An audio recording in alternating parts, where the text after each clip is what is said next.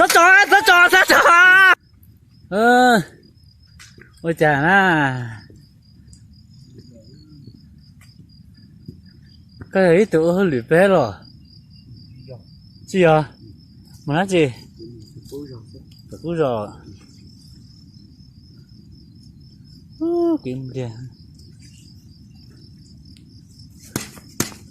Khó quá mà to. Sát chó ôi à. Mà mình chạy cười ơi. Thấy gì kìa.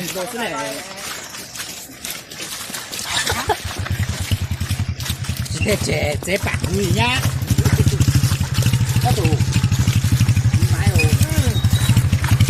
Để coi giấy khói té.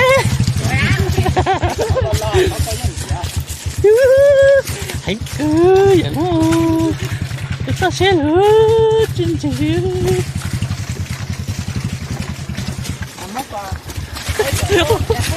Trên chỉ nữa. Ôi sẽ chỉ nữa.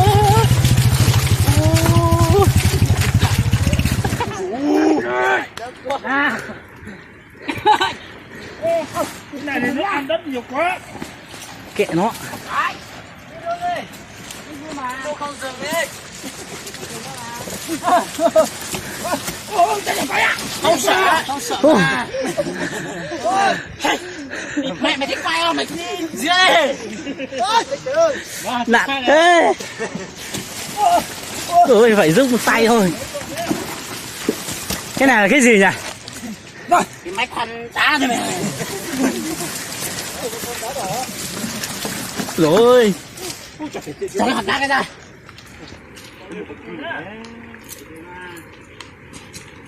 Đi.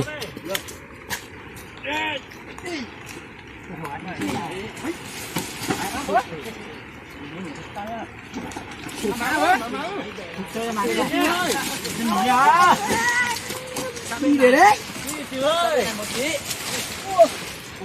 Sao bên này mà? Đừng có mặt bên kia thằng này. Nó dẹp to hơn sức tè. Thế rồi hả? Có nhai. Chạy ra đây.